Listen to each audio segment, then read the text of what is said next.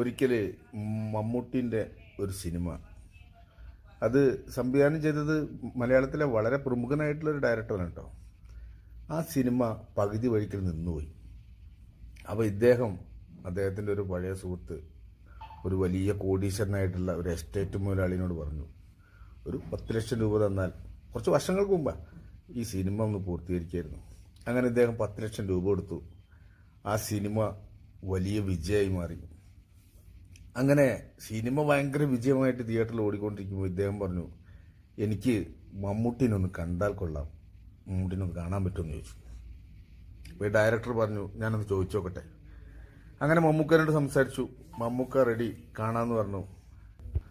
മമ്മൂക്ക പറഞ്ഞു, എന്നാൽ ഈ ഹോട്ടലിലേക്ക് വന്നേക്ക്, ഞാൻ അങ്ങോട്ട് വരാം എന്ന് പറഞ്ഞു. ആ വലിയ ഹോട്ടലിൽ, കൊച്ചിയിലൊരു വലിയ ഹോട്ടലിൻ്റെ ഉള്ളിൽ, അവിടെ ഒരു ബാറിൽ ഒരു ടേബിളിൽ ഇവർ രണ്ടാളും ഇരിക്കുകയാണ്. ഈ ഡയറക്ടറും ഈ കോട്ടയം പിന്നെ അച്ചായൻ, കൊടീശ്വരനായിട്ടുള്ള അച്ചായൻ മമ്മൂട്ടിനെ കാത്തിരിക്കുകയാണ്.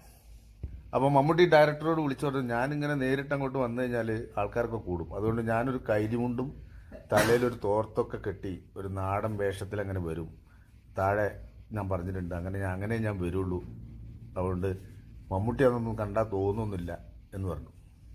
അതിൽ ഡയറക്ടർ ആയിക്കോട്ടെ എന്ന് പറഞ്ഞു. ഇത് ഈ അച്ചായനോട് പറഞ്ഞില്ല. അങ്ങനെ അച്ചായൻ കുറേ നേരം ഇങ്ങനെ ഇരുന്നിട്ട് ഇടയ്ക്കിടയ്ക്ക് ഇയാളോട് ചോദിക്കും, അല്ല മമ്മൂക്ക വരുമോ? ഇപ്പോൾ വരും, വെയിറ്റ് ചെയ്യും, ഇപ്പോൾ വരും. അച്ചായനെ ടെൻഷന് മെല്ലെ പോയിട്ട് കൗണ്ടറിൽ പോയിട്ട് ഒരു പെഗ് അടിച്ചിട്ട് വന്നു. എന്നിട്ട് ചോദിച്ചു, അല്ല മമ്മൂക്ക വന്നോ?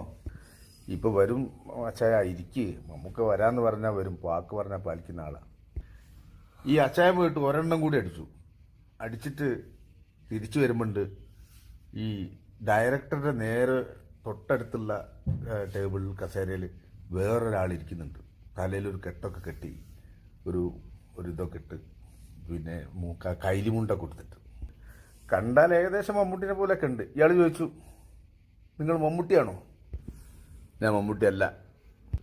ഈ അച്ചായൻ പോയിട്ട് ഒരെണ്ണം കൂടി അടിച്ചിട്ട് തിരിച്ചു വന്നു. പിന്നെയും ചോദിച്ചു, നിങ്ങൾ മമ്മൂട്ടിയാണോ?